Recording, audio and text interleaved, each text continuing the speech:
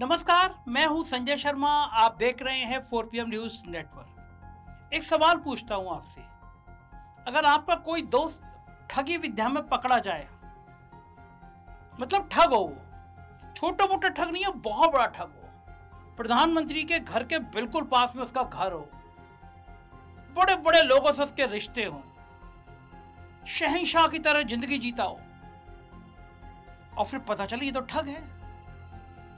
फिर अगर उस ठग से किसी के व्यापारिक रिश्ते हों, किसी ने उससे लोन ले रखा हो, किसी ने उसको ऋण दे रखा हो, मतलब व्यापारिक रिश्ते हो उस ठग से, और वो ठग इंटरनेशनल हो, नेशनल हो, मतलब बड़े बड़े लोगों ने ठगी किया हो, तो क्या उस नेता से पूछताछ नहीं होनी चाहिए?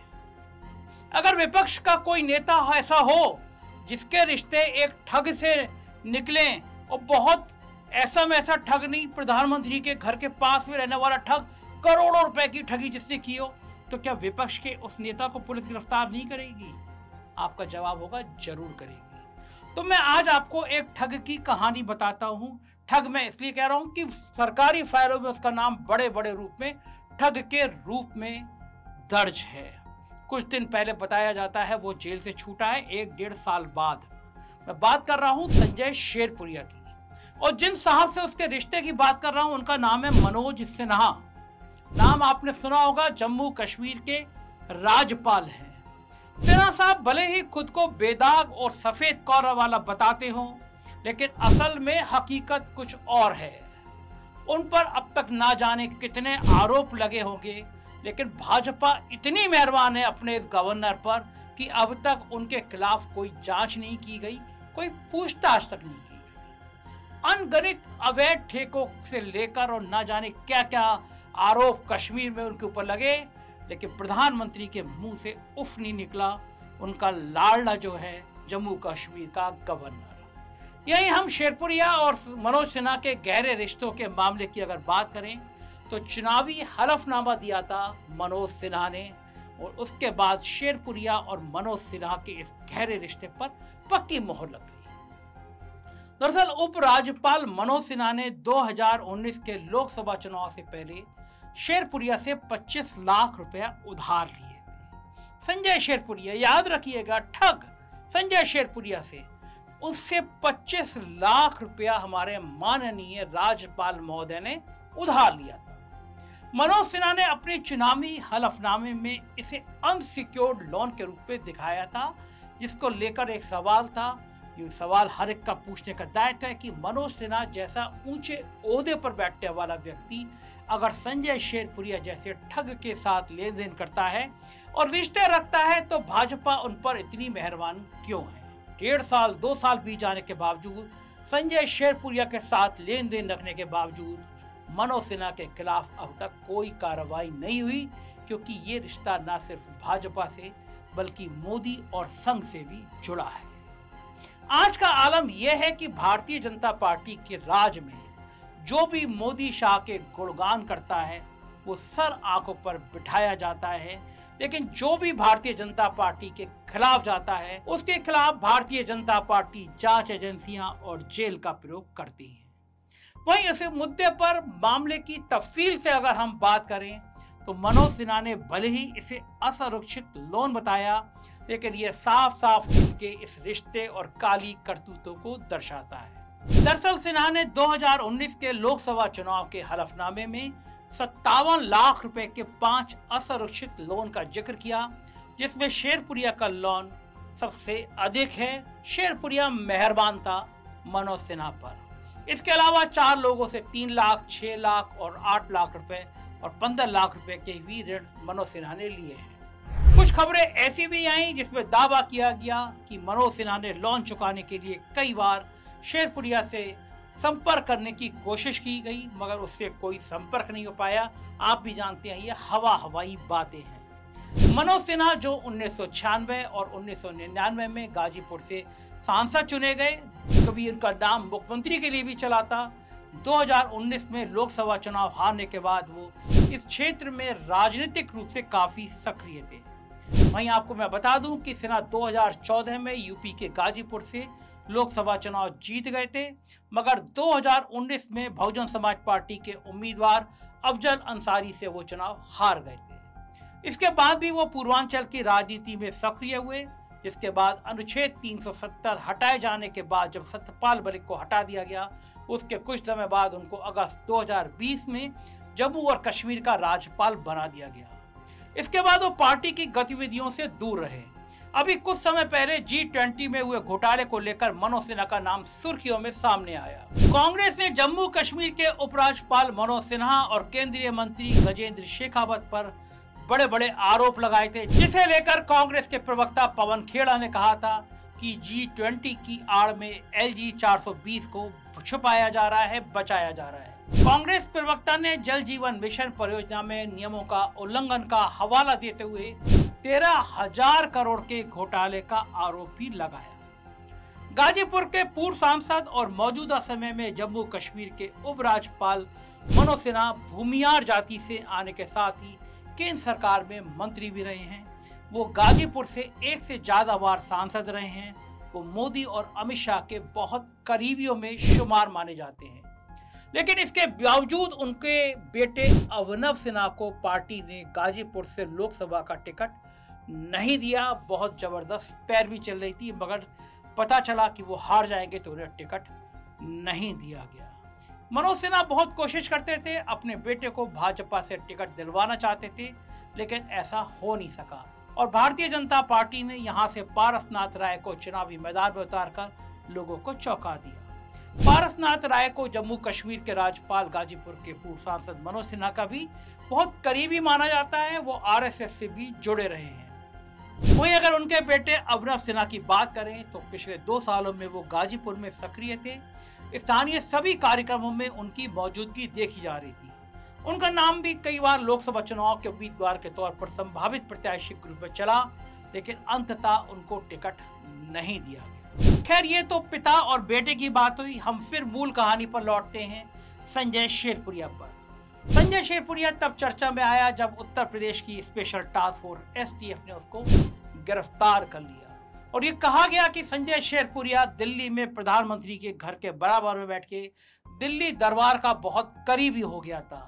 उसके बाद योगी आदित्यनाथ के इशारे पर उसे गिरफ्तार कर लिया गया। उसकी गिरफ्तारी के बाद कई कारनामों की एक एक करके परत खुलने लगी। संजय शेरपुरिया के रसूख और पहुंच की कथा धीरे धीरे खुलकर सामने आने लगी। STF ने शेरपुरिया पर व्यक्तिगत लाभ के लिए प्रधानमंत्री के नाम का दुरुपयोग करने का आरोप लगाया। पुलिस की नजर में वो शातिर ठग है जो प्रधानमंत्री, PMO, केंद्रीय मंत्रियों और भाजपा और संघ के वरिष्ठ नेताओं से अपनी नजदीकी बताकर लोगों को नौकरी दिलाने और टेंडर पास करने का झांसा देता था, पैसे हटता था। लेकिन गिरफ्तारी के बाद जिन खास और रसूखदार लोगों के करीबी होने का उसे दावा किया, वो खामोश हो गए, चुप हो गए। लेकिन जो तस्वीरें आई वो काफी चौंकाने वाली थी और आज वो तस्वीरें वायरल है। संजय राय शेरपुरिया को केंद्रीय मंत्रियों, उत्तर प्रदेश के कई मंत्री, उप मुख्यमंत्री, भाजपा पदाधिकारियों, संघ भाजपा से संबद्ध वरिष्ठ पत्रकारों समेत संघ प्रमुख मोहन भागवत तक के साथ मंच शेयर करते हुए तस्वीर देख सकते हैं।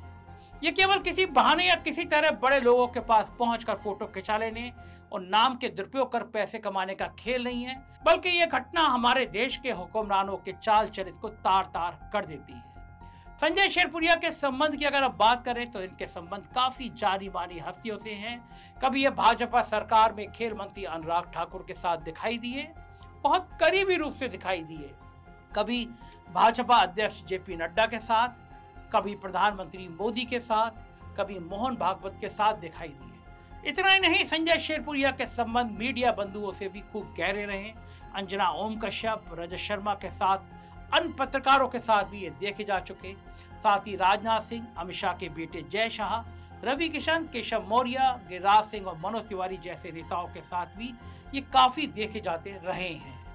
देश के नीति निर्धारकों और सत्ता संचालन में शीर्ष पर बैठे लोगों से उसके घनिष्ठ रिश्ते बहुत गहरे थे। इस नजदीकी में उसका गुजरात कनेक्शन भी काम कर रहा था, तभी तो कई उद्योगपति उसके ट्रस्ट को करोड़ों का दान देते थे और वो गुजरात, दिल्ली और उत्तर प्रदेश में समाज सेवा कर रहा था। STF के अनुसार संजय राय शेरपुरिया प्रधानमंत्री आवास के करीब रहने का दावा करता था और लोगों को ठगने के लिए प्रधानमंत्री और केंद्रीय मंत्रियों के साथ खींची गई तस्वीरों का इस्तेमाल करता था। उस पर प्रधानमंत्रियों से लेकर बड़े बड़े उद्योगपतियों और नेताओं के रूप में पैसा वसूलने का आरोप है। लखनऊ के विभूति खंड पुलिस स्टेशन में दर्ज एक एफआईआर के अनुसार उसने एक ट्रस्ट के लिए दान के रूप में दिल्ली के एक प्रमुख उद्योगपति से 6 करोड़ रुपए अपने ट्रस्ट में लिए। सिर्फ डालमिया फैमिली ट्रस्ट ऑफिस और कुछ अन्य कंपनियों ने भी youth rural entrepreneur foundation YREF को पैसा दान नहीं किया, बल्कि पिछले साल दिसंबर में केंद्रीय मत्स्य पालन पशुपालन डेयरी मंत्रालय ने राष्ट्रीय डेयरी विकास बोर्ड NDDB के माध्यम से 2 करोड़ रुपए की सब्सिडी को मंजूरी दी, क्योंकि शेरपुरिया गाजीपुर में राष्ट्रीय गोकुल मिशन के तहत नस्ल गुण फॉर्म स्थापित कर रहा था।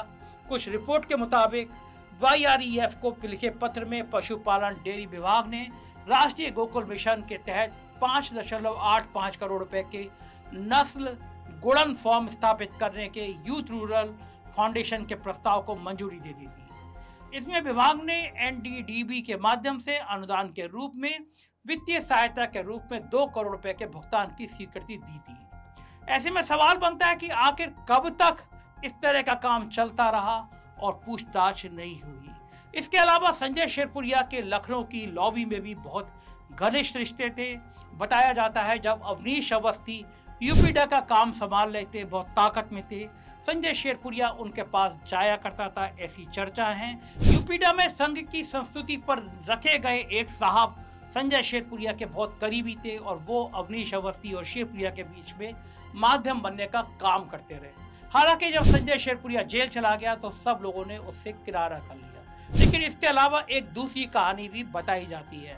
बताया जाता है कि संजय शेरपुरिया खुद गाजीपुर से चुनाव लड़ने के मूड में आ गया था।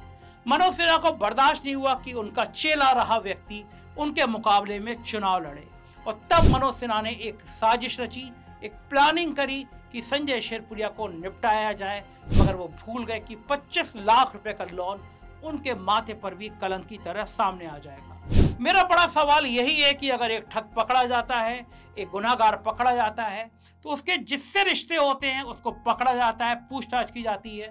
जम्मू कश्मीर के राज्यपाल से पूछताछ क्यों नहीं की गई? इस मामले में ईडी भी एक्टिव हुई, इनकम टैक्स भी एक्टिव हुआ, लेकिन किसी ने मनोज सिन्हा से यह पूछने की जरूरत नहीं समझी कि इस ठग का आपसे क्या रिश्ता है। इस ठग ने आखिर आपको 25 लाख रुपए किस चीज के लिए दिए? ऐसे कोई किसी को लोन नहीं दे देता। आप किसी से 2.5 लाख रुपए मांग के देखिए, आपको नहीं देगा, लेकिन एक ठग एक गवर्नर को 25 लाख रुपए दे देता है और गवर्नर साहब उस रुपए को पैसा वापस करना भूल जाते हैं। ये ईमानदार सरकार का सबसे बड़ा उदाहरण है। गवर्नर साहब के कारनामे कश्मीर में सिर चढ़ के बोल रहे हैं। जगह जगह ठेकों की बात हो, गाजीपुर या उत्तर प्रदेश के लोगों को कश्मीर के बड़े बड़े गेस्ट हाउस में रुकवाने की बात हो, उनको ठेका दिलाने की बात हो, मनोज सिन्हा की बदनामी कश्मीर के गली मोहल्लों में सुनाई देती रहती है। लेकिन ये सारी बातें बेमानी हैं। अगर आप मनोज सिन्हा हैं, आप साहेब के करीबी हैं, तो फिर आपका कोई नहीं बिगाड़ सकता, चाहे आप ठगों के संग मिलकर ठगी करते रहें। लेकिन मुझे आपकी राय का इंतजार है। आप बताइए कि ठगों का ये नेटवर्क आखिर कब खत्म होगा? आप क्या सोचते हैं? चैनल को ज्वाइन कीजिएगा, सब्सक्राइब कीजिएगा। शुक्रिया, थैंक यू।